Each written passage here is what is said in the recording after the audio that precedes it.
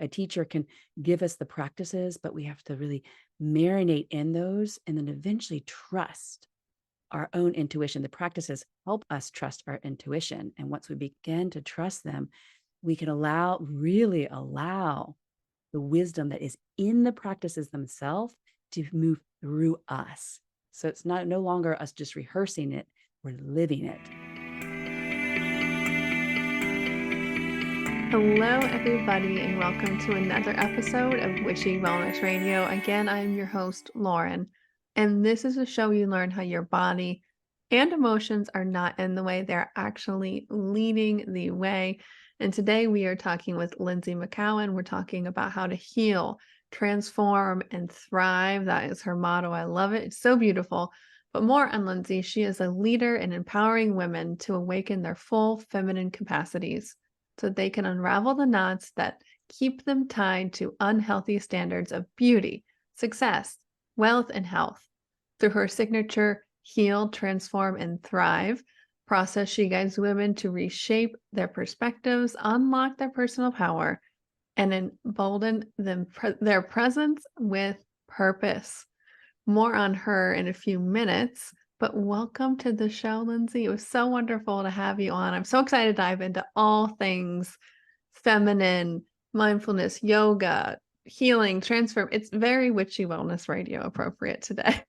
I know, and I'm so happy to be here and talking with you. I just love the title of your show and the content that you've been offering for over 5 years now. When I asked you that, I was like, wow, that's a really long time to have a podcast. So that's It is. incredible. So congratulations for that. Thank you. Thank you. Yeah, Yeah. one of the OGs with the podcasting, I guess, pre-2020, when everybody and their mother, I think, wanted to start a podcast.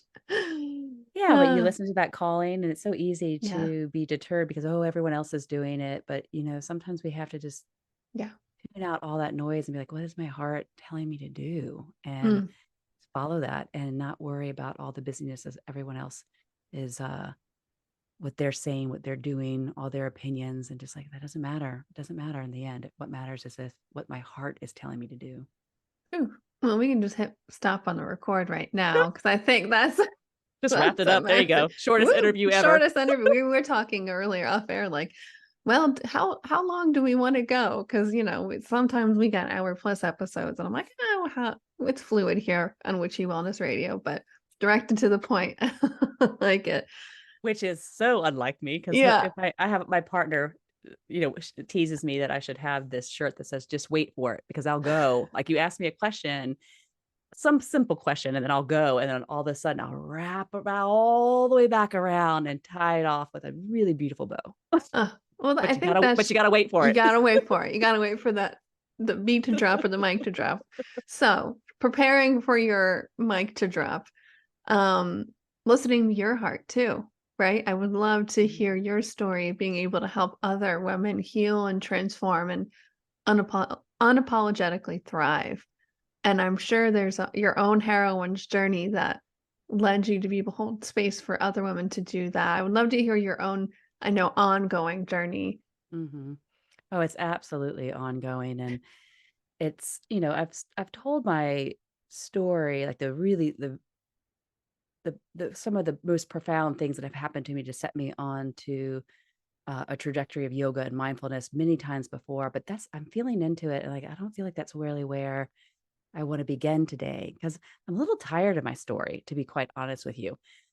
I mean, because I've still told it so many times before, and it's just I'm so far removed from that now. And it's not that it's not inspirational and it's not important and it wasn't integral, but where I am right now is I'm in this in between stage where I'm coming off of a women's retreat. It's called the Her Festival, and it's led by 6 women in Rangeley, Maine, and they're very dear to me. A lot of them have been on my radio show, Women Thriving Unapologetically, and I would just immerse myself in the feminine leadership and what that really means, and to really see it and experience it and do the practices from our lineage and be immersed in nature. And a lot of things shifted around that, the lunar full moon, and which was a really powerful portal, which I actually had some crazy experiences during that time. And when I came back, I was like, whenever you're coming off a deep immersion like that, you have to give yourself time.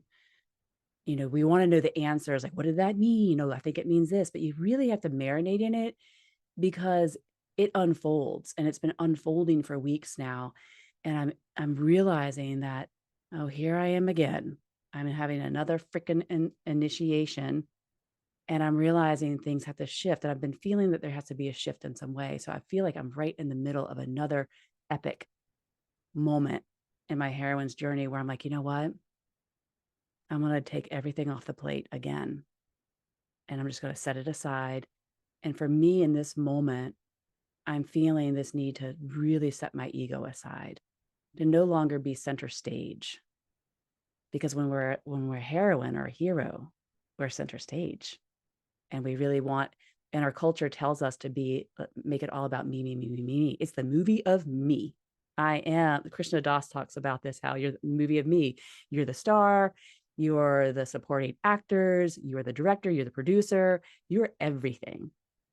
And it doesn't feel good to be everything anymore. What feels really good and what I've been feeling like, and I've only been doing my radio show for 1 year. So that's why I was like, 5 years, that's incredible, Lauren. And what I've realized in that time is I absolutely love to have a platform to really highlight what other women are doing. And I get emotional every time I say this. So if I start to cry and you hear a pause, that's because I'm probably crying. Which But is totally welcome here. yeah, we can curse, we can cry. It's all Yes, do it feminine. all. And it's just this point where I'm like, you know what? I'm tired of the masculine approach to business. I really want this feminine way of doing things. And I'm not quite sure what that is right now. So I'm in the mystery and the magic of it. And part of being an initiation of the feminine is you got to be comfortable in the darkness and in the unknown, because that's where the power resides. So we have to be okay in that. And so I'm feeling the discomfort of it because I woke up this morning, it's Monday, I need to go to work. And I'm like, I don't even know what to do because I don't know, like I'm taking everything off the table. And if you're taking everything off the table and, productivity is a measure of our worth in our masculine society, then what am I supposed to be doing right now? Because if I'm not doing anything, then I'm not feeling productive. I'm not feeling productive, then I'm not worth nothing. And I'm like, ooh, even saying that, I'm like, holy shit, that's like, it makes my heart race. It makes my body clench. I'm like tired of my heart racing and my body clenching and feeling like I'm not doing enough. I've worked my ass off for a long time, for a really long time, and hired coaches and who are all beautiful and amazing feminine leaders in their own way, but they follow a masculine approach and it doesn't work for me anymore. So I'm in this kind of stage in my heroine's journey where like, okay, I'm changing trajectory again because the hero's journey will make you think that it's linear. It ain't linear. It ain't linear. If we're on a feminine heroine's journey, we are going to weave our way. And what might feel like we're moving backward isn't moving backward. It's probably more going inward and exploring a little bit deeper. And it's just this weaving of this tapestry of our life. And we have to be okay to pull in different threads and take different paths and go into the unknown and those scary places and come out, and not have all the answers, but maybe have just a glimmer of the next step. It's not this thing that I'm going to go through this and have it all figured out. No, you're just going to have a little bit. And then you're going to go through it again and have a little bit more. And so that's where I am right now is I'm like, okay, how do I create something that's very feminine and honoring of that? Not negating the masculine. I'm not saying that because that's important. But a hyper masculine, toxic individual approach to things is not healthy or sustainable, generative, or our future. And so I'm not really quite sure, but this is where I am right now on this new stage and feeling like, okay, I'm open, I'm receptive, I'm a little bit afraid. Because if I wasn't, then I'd be lying to you. Maybe we could have another conversation in a year and see how it all turned out. Yeah. Oh, well, it's funny. We mentioned this off air about you kind of being in this beautiful unknown space, and I briefly said, yeah, I totally get that. I'm just kind of coming out of that space for me. It's exactly what I went through like the past 6, 9 months. Exactly. It was just this As soon as I left my corporate job, a Category 5 hurricane came through my city, and it was like, "Wow, that's the powerful divine feminine at work here."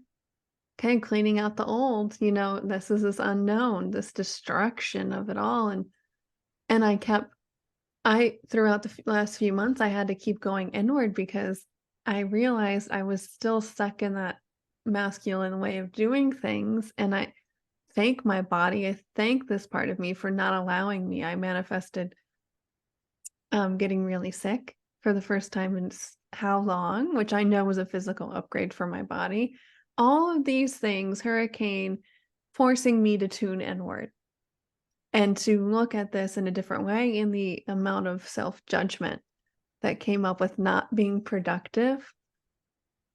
Who am I not to really work for so many months and just be able to just make it all about me in this process of communing with the divine and just who do I want to be in this new integrated version of me? And yeah, that it's been hard that inner masculine like wants to be like, no more, go to, achieve, put the work in, that kind of stuff. And it's in a different way that I really had to let it unfold. And you can't push, you can't rush it. And for me, it's like the more that I was able to, like you mentioned, the ego, letting go of the ego and communing with the divine and connecting with the divine in my own way, not the ways that I've been taught through teachers, but what is Exactly. my own intuitive way for me. I have all these tools, but how do I, intuitively do this? Because I think that's the transition so many of us need to make in our lives. It's like I was going from, and I had my podcast and business for years, but going from an employee worker mindset to this entrepreneur mindset. But that's the same thing in the spiritual realm too. It's like being the sovereign creator of our lives versus even if we're into healing and manifestation, all these other beautiful things, being able to digest it and meditate using different techniques that we learned. Now it's like, okay, taking all that wisdom, and I know that's all inside of me. I know how to do this already. And like really uncovering, my innate capacities and yeah, to be able to just connect because for me it was like the more I can let go of that ego and Lauren, when I'm meditating or doing, breath work and embodiment work, the more I can allow more of me to come through. Because the more we can connect with the divine and just let go of everything, ironically, that's when, for me, the downloads can come through. Not because I was forcing it. I can just allow that more. Mhm. So yeah, that's been my kind of journey the past few months. Yeah, and it's It's amazing that, like when we make these decisions, how other things can happen in our life that yeah. can make it even more challenging for us. The hurricane comes in, you release, you leave your job, the hurricane comes in, you get sick, and it instead of looking at these as like, you know, what's happening to me or, what did I do? Or why is the universe against me? It's really just like if we can look at it as an initiation, like you said, an upgrade, we can have a different perspective and we can be a little bit softer around it and we can be a little more receptive. And it doesn't mean it's going to make it easy, but it will make it less challenging. There'll be less suffering. And that's really all we're asking is a little bit less suffering because there's always going to be suffering. And, in my tradition, which is the Tantra Sri Vidya lineage, it's very much a feminine lineage of yoga and meditation and spiritual practice. And, for millennia, we've seen like mostly men teachers at the forefront of the tradition. And we're in this time now, and I'm witnessing this for myself and for other women because most of the practitioners, especially in the West, are women. But now we're starting to see these women coming in and they're like, no, this is a divine feminine tradition. It's a goddess tradition.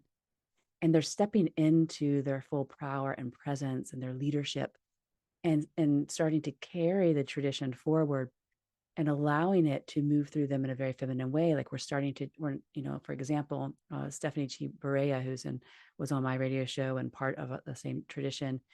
She speaks to this, like a lot of the chants that we would do and had been taught how to do were very melodic, like more like not melodic, like a metronome. And it's just, in that very masculine approach. But now the feminine is coming in like, no, we have permission. We've integrated these practices and it's becoming wisdom. And when it becomes wisdom, we can offer it through our feminine form and make it more like a melody and beautiful prayer, and allow these practices to come through us in our own way. It's important for us to have teachers along the way, but our masculine or hyper masculine culture will say, you have to do it my way. I'm the only way. And if you don't do it my way, then you're never going to get to where you want to be. And that's a complete false narrative that we need to break immediately, because and realize that a teacher can give us the practices, but we have to really marinate in those and then eventually trust our own intuition. The practices help us trust our intuition. And once we begin to trust them, we can really allow the wisdom that is in the practices themselves to move through us. So it's no longer us just rehearsing it, we're living it. Another mic drop. Wait, I waited for it, and that was there. We got it. We told.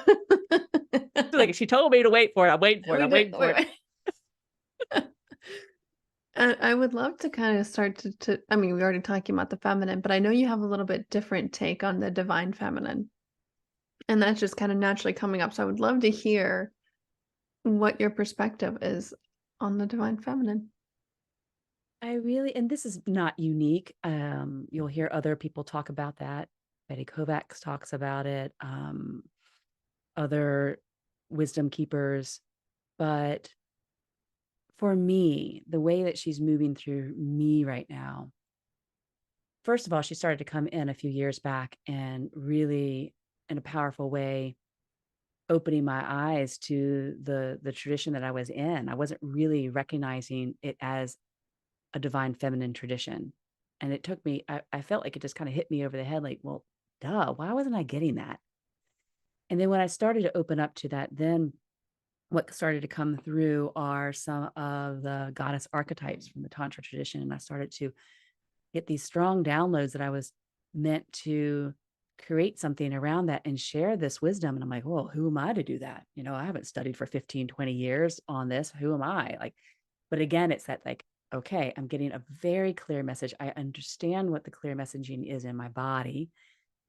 And I understand what the voice of my heart sounds like. And it's like, okay, I have to follow this. And that was scary because I didn't feel enough, to do it. And as I started doing that, what happened is I started to go through this journey of about a year. And what started to really come through is that come back to nature, come back to nature. They are all these goddess archetypes. Let me just back up for a second and share that these goddess archetypes are archetypes of the feminine energies that we have within us, and we use them as a framework for our own healing and transformation and thriving. Then we can see what areas we have been neglecting or told that are not worthy of our time or attention or our money or resources. And also they can give us the just a pathway to unlock our innate powers and to really step into that. And then it could also give us a framework for seeing what the shadow sides of those are. Because if we look at the Chinese yin yang symbol, one half is the feminine, one half is the masculine. And when they are balanced, they're in harmony, they're interconnected. But when we focus on only one half of the majority of the time, it can get inflamed and turn toxic. And we experience that now in our culture. And the other half, which is the feminine, because we are living in a patriarchal society, can go dormant. Those capacities we lose touch with. We lose touch with the wisdom of the feminine, which is as equally as important as the wisdom of the masculine.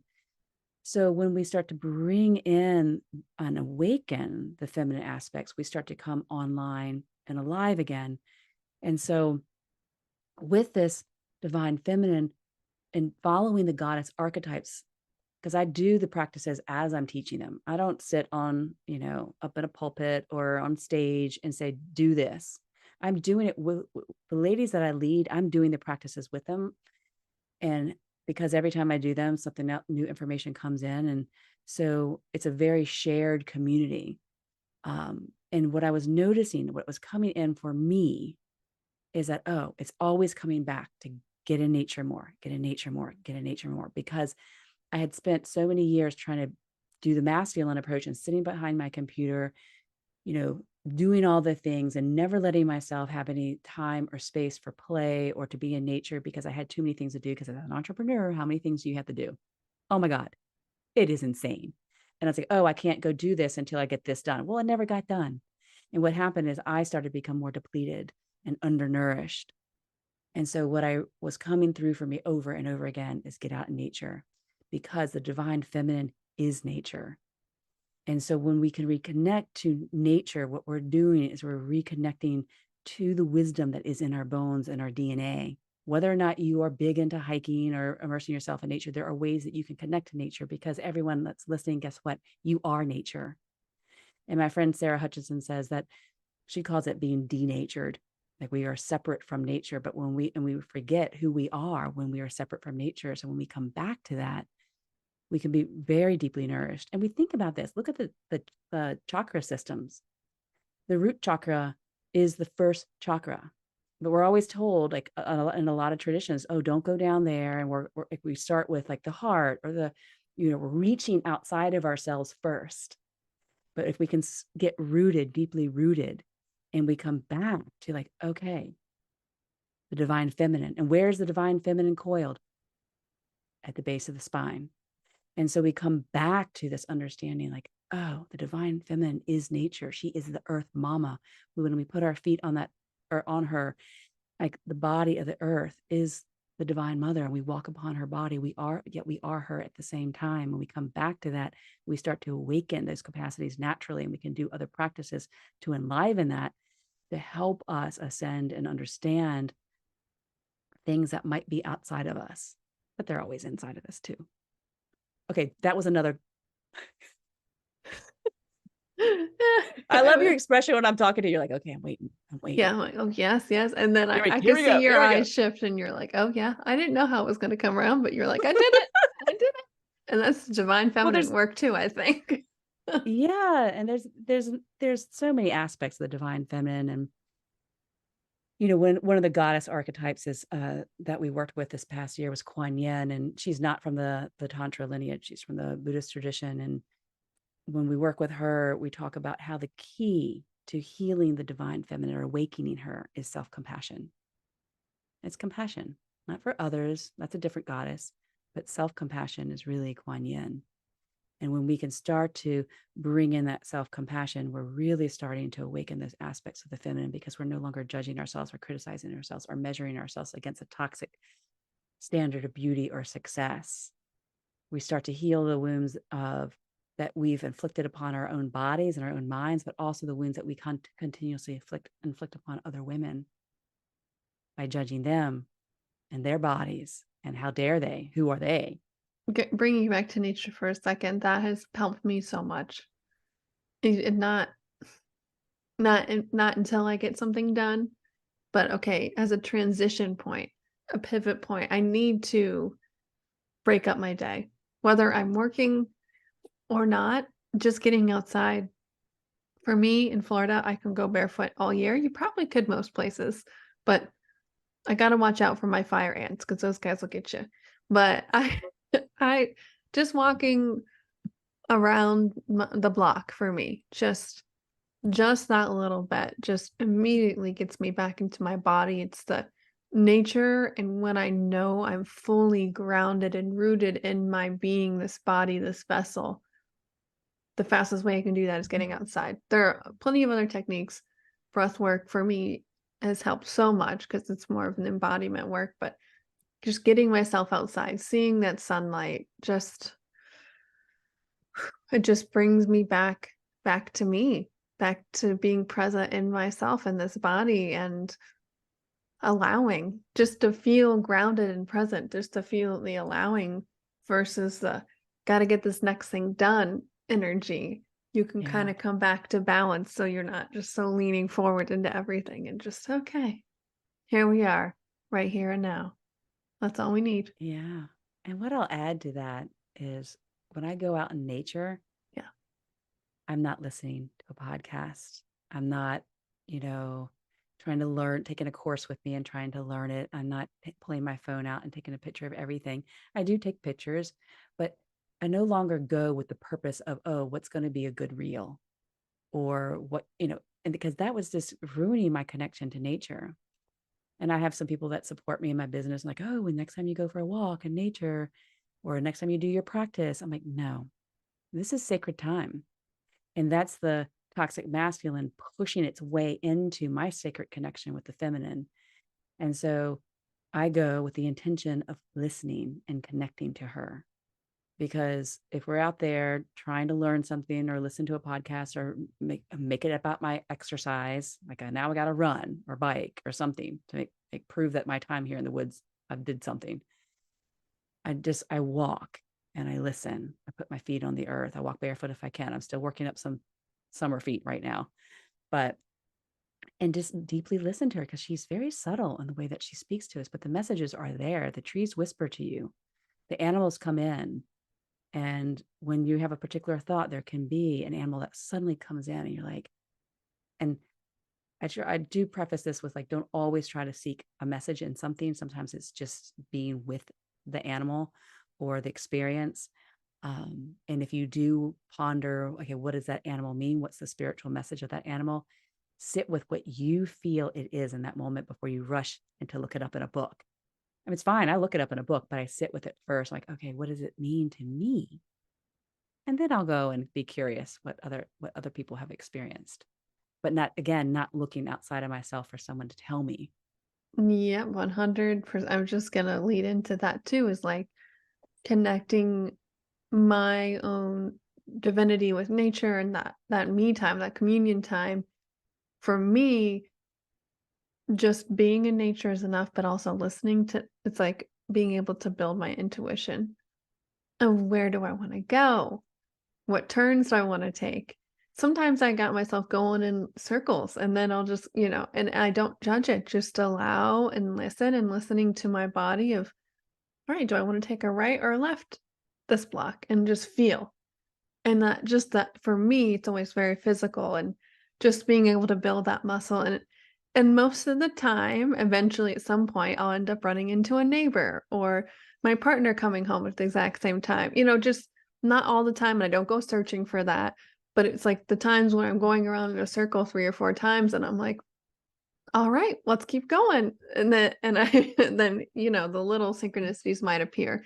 Um but I would love to hear more on, building that muscle. We kind of hinted to it of intuition and listening to those voices, but those little, maybe sometimes quiet, sometimes they're a little louder.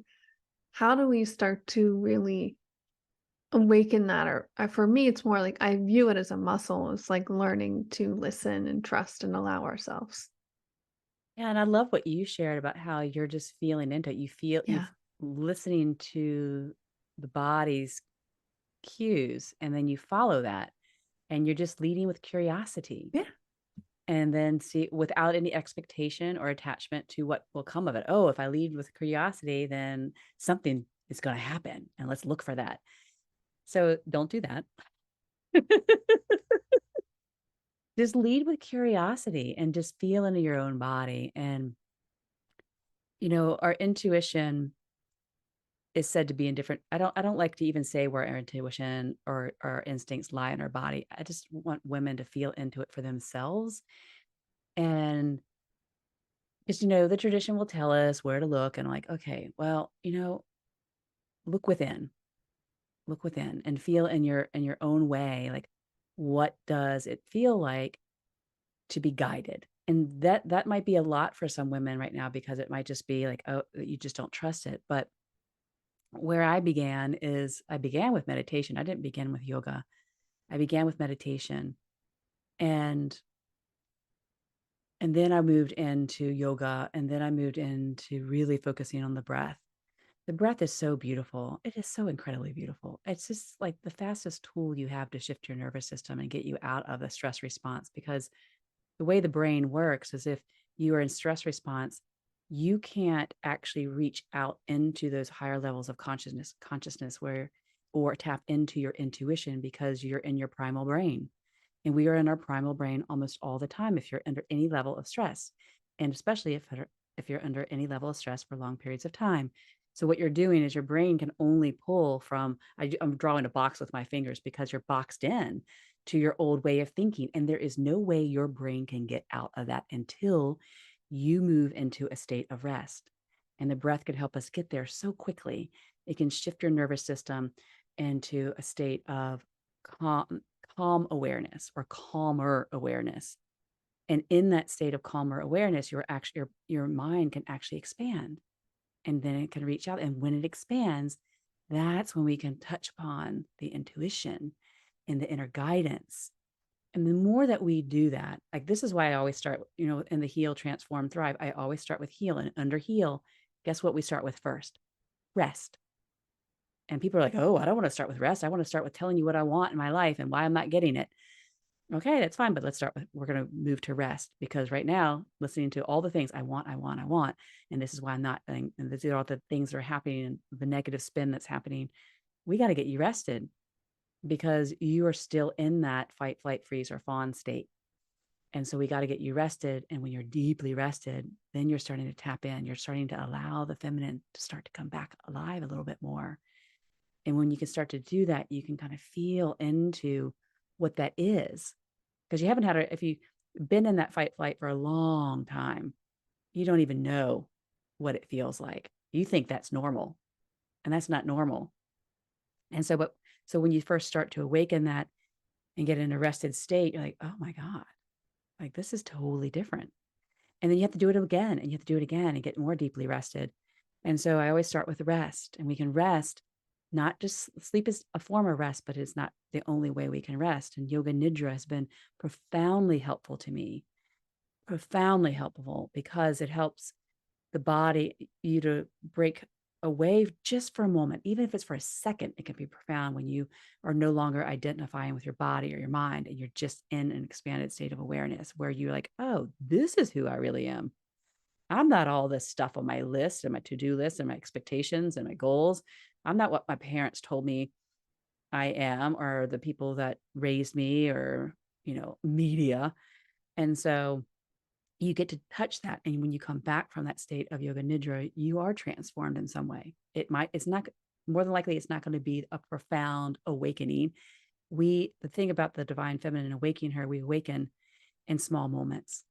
And so we were living with this idea of I'm going to awaken a little bit more and a little bit more and a little bit more so that it can be a gentle awakening, because our culture wants to tell us, oh, we want the awakening now. And we do all these practices with such force. And then you have a radical Kundalini awakening and then you're all effed up for a while. I mean, that can really F you up. So we want the feminine to come in and allow it to be more nourishing and sustainable and lovely. And so the yoga nidra is super important for that. Meditation, and I understand if you're not a meditator, you don't have to meditate. Get out in nature. Find some stillness somewhere in your day. Chanting is really big for me. It wasn't really big for a while. This is a new-ish thing for me that I've only been doing for a few years. I've chanted, but I'm really getting into the chanting now because the mantras have so much power in them to really shift us at a deep cellular level and really shift us in an energetic way. It transforms the body, the mind, and the emotions. It helps us strengthen our connection to spirit. And so those are my go-tos. And there's a lot of other things that we can do. I don't really say, I really pull away from using the word self-care. I talk about self-nourishment. What nourishes you and brings you to a moment where you can feel the body and the mind just rest for a moment. I'm not even sure if I answered your question, Lauren. No, but we went where it needed to go. What you just said about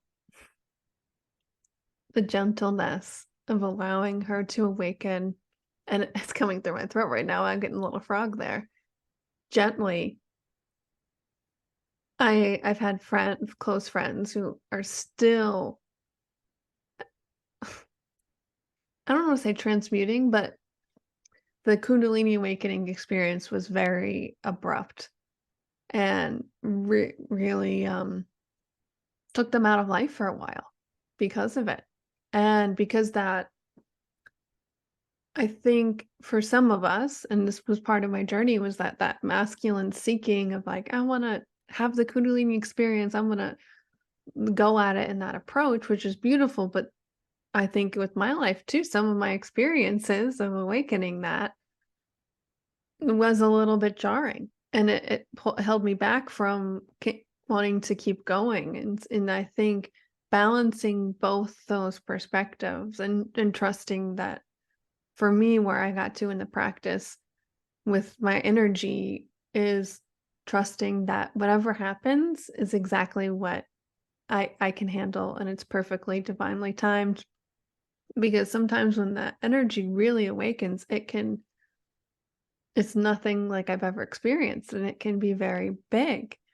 And that scared me for a long time because I'd have these experiences and then I would, want to shy away from some of these practices because I was seeking so hard. It was like almost like like a little like me running up to it and then getting scared and pulling back. And it wasn't until I really just like trusted myself and knowing that everything's going to come up exactly when it needs to. I don't have to keep pushing and forcing this awakening, if you will. Now that what you just said, I'm like, oh, huh, okay. I'm getting a little better perspective, hindsight on this part of my journey. And now I trust that for me, it's such a part of my body, the intuition, the energy.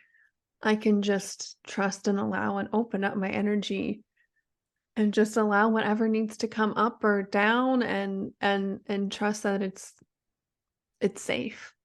And I think there is sometimes it's like PTSD with it because you're just it's so not like anything you've ever experienced.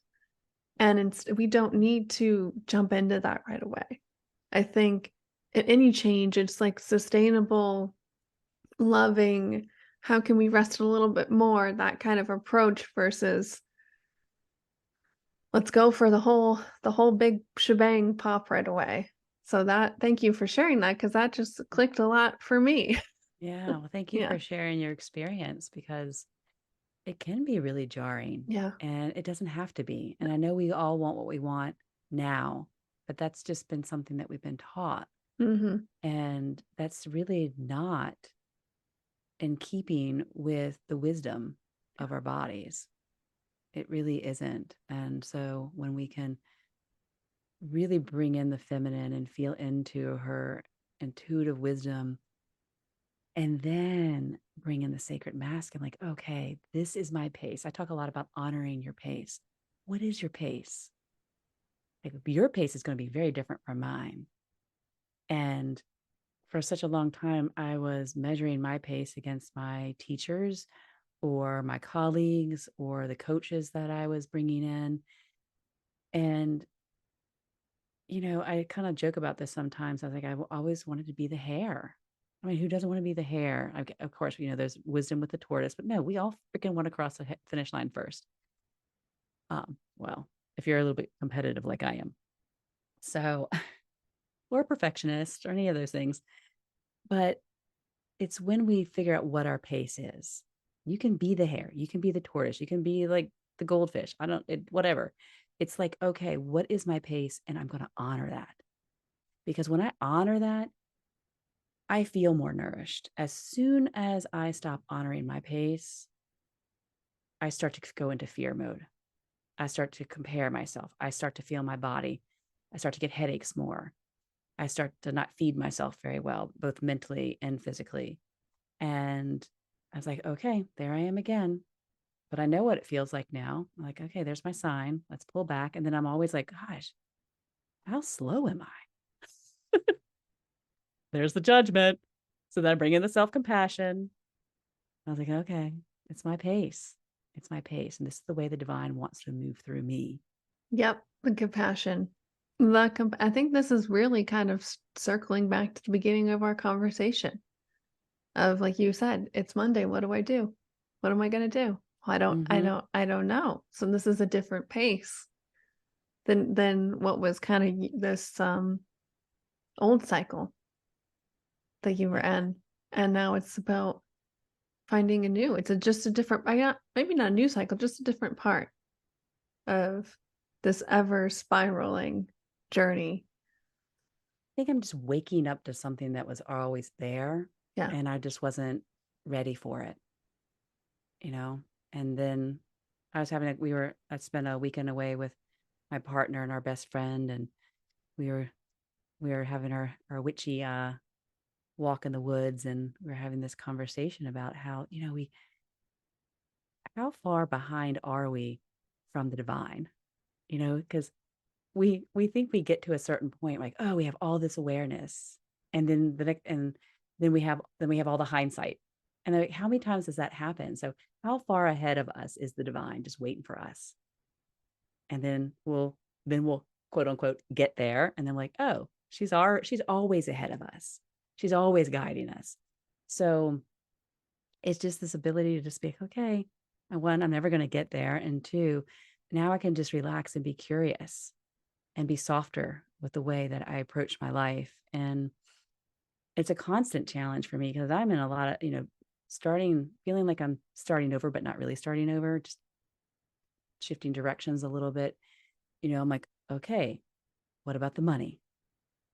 What about the clients? Everyone's expecting me to do things this way, but that's just not how it feels resonate with me anymore. But I also know that I'm not going to keep myself stuck in a way of doing things out of fear. So it's time to shed that. And as you mentioned, use the word before, upgrade. So, and that's not always an easy thing to do, but it is necessary if we really want to feel into how powerful we actually are as women. Not to exclude the men, but this is really, we've been talking a lot about the feminine and how important that is. And men can awaken the feminine aspects within them as well. And that's absolutely necessary for a greater healing to happen. Um, and just to be able to shift into something altogether new, which we may or may not experience in our lifetime. But that's another part of it, is like, we're not doing this for ourselves only. That's part of the feminine. We're doing this for everyone else that is to come, and that we understand this from a feminine aspect of leadership, that, okay, I'm doing my inner work, and I know I may never see the fruits of my labors, but I know the fruits of my labors will be received generously by someone else. And that's part of working together in unity and collaboration and generosity. The mantra that I've kind of used is, and that moment of surrender, whether whatever practice I'm in, even taking a walk, breath work, meditation, how, how can I be the vessel for what I need to be this lifetime to channel what needs to come through, to plant those seeds, to emit this energy to the world that maybe, like you said, I might not see, but it's not about that. It came into this lifetime for a reason, and really connecting to, I don't want to say life purpose, but it's, how can I be this vessel for the evolution of consciousness, and that feeling set when you can take your ego out there, like I said at the earlier, was like, that's when, for me, the specifics will start to eventually come through, when I can connect it through that. It's not this ego me that's doing this. It's this higher power, that source, God, universe, goddess, whatever you want to call that, is uniquely coming through. And for me, that's been very powerful when I can remind myself to do that, because sometimes I get down it's the Lauren show, right? And there's nothing Yeah. wrong with it, because I think we all can't, Ram Dass says we're all just God in drag, which I love. It's we I all love that. we're That's all just awesome. God in drag here. And it's fun to play. It's fun to play. Like, this is the game of life. We're here playing this role, this wearing our drag this lifetime. But we have to also remember and integrate that divine part of us too. Yeah. And like any great drag queen, you don't have just one outfit or one I don't want to say skip performance. It's like always constantly changing and having fun with it along the way. Um, and ego's always going to be there. But the more that we bring in this greater um, awareness of what we call the witness perspective, then we can see, oh, there's my ego. There she is again. She's being a little triggered. She's not feeling really, you know, like she's enough in this moment. Like, what does she need to feel a little bit, less triggered or needing to push herself so hard? Um, and then, so the more that we can lead from the witness perspective, the more that we can trust that the next steps we're taking are led from that wisdom and not from the fear, the scarcity, or the neediness of the ego. Because the ego is always going to be there. We just need to be able to identify her and even nurture her in the sense of not like feeding her insecurities, but say, okay, honey, like, what do you need? What do you need? There's the self-compassion. What do you need to feel less fearful in this moment? Instead of coming from that perspective, okay, there's, okay, damn it. Did you just go away already? You're really getting in the way. You're effing everything up. You know, no, bring in the feminine, nurture, nurture, nurture, and say, okay, I hear what you need. You need a little rest. You need a nap. And I want to give you that. I want to give you a moment of rest. And then we're going to let the witness perspective guide us. And then what happens is that part of ourselves will start to trust and that it's okay to let the heart and the higher perspectives lead us. It's safe to do that. Because if we're afraid, we just don't feel safe. Yep, yep, yep. And for me, it's the compassion. It's like a reparenting in this feminine way of that side of you. Yeah. And I'm sure many of the listeners can think back of puberty or even younger. How were your big emotions dealt with growing up through whoever raised you? Mm-hmm. And, they were doing the best that they could with what they knew. But for me, it's being okay with not judging what's coming up, not judging what the ego or my body's feeling, and having compassion and being like, what would it be like if I just truly felt whatever's coming up? Truly okay, if you feel like a failure right now, okay, how feel like a failure. If you could fully be present in it. And what always happens is it's not there for very long, maybe a few seconds, maybe a minute at most. For me, it's just allowing myself to feel that, and it's safe to feel that. And knowing that that's not me, it's just something that I feel. And the ego is just, it's a guidance system. Like the ego is nothing, like you said, to judge or hate or push down. It's here to show us where our focus is, where our vibration is, to show us where we are separated from that God Mm-hmm. self. And how lucky we are because that helps us grow. Without the contrast here, we wouldn't be growing and learning and experiencing Yes. everything. Yeah, I love that, Lauren. Thank you for sharing that. The Yeah. contrast is so important. How would we know what joy is if we didn't have the opposite of that? And I love also, oh, there was something else that you said that was really beautiful, and I just lost it for that moment. But when we bring in, like, the ego is not something to be, ridiculed or hated upon, but it's just a part of us. It's just one part of us uh, that holds a lot of other little parts. The ego has many parts, but uh, yeah, and just to be with all of our parts.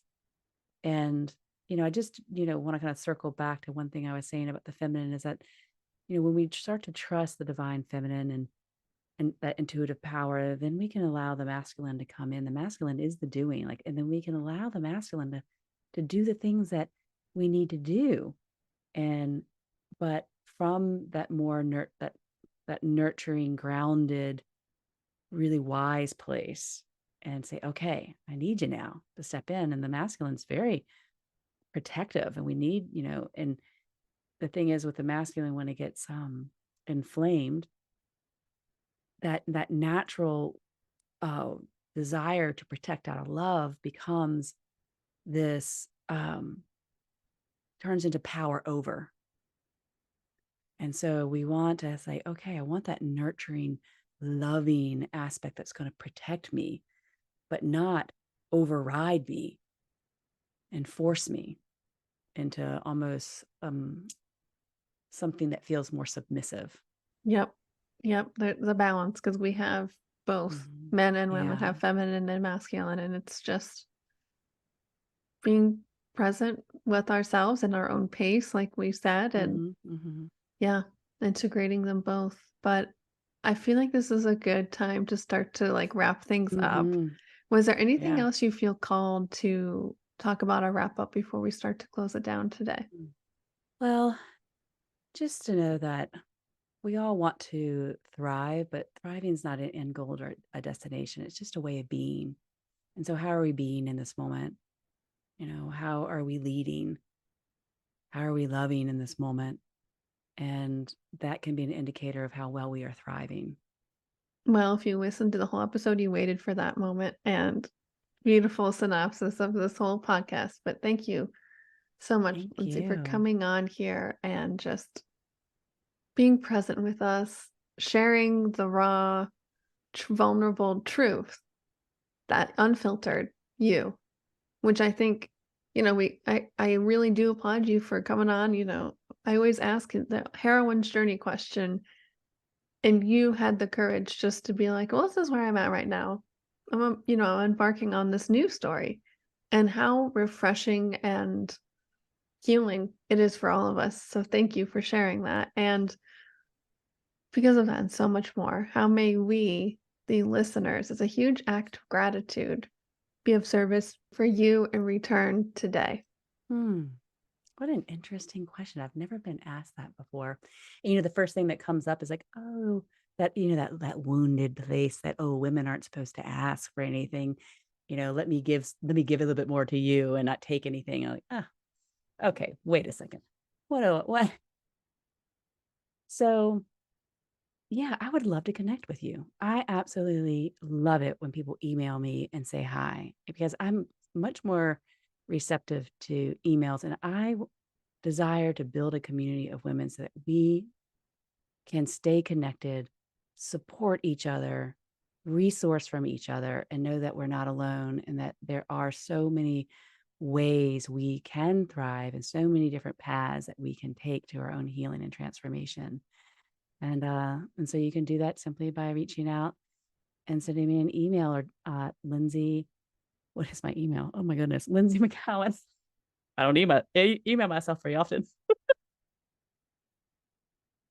Lynsie McKeown at gmail.com, or you can just go to my website and I have 3 practices there. I'd love to have you as a part of my community.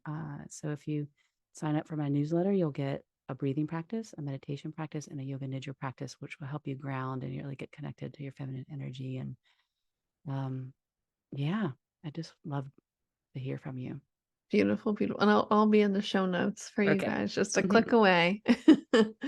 Thank you again, Lindsay, for coming on today and just being you, just sharing your heart.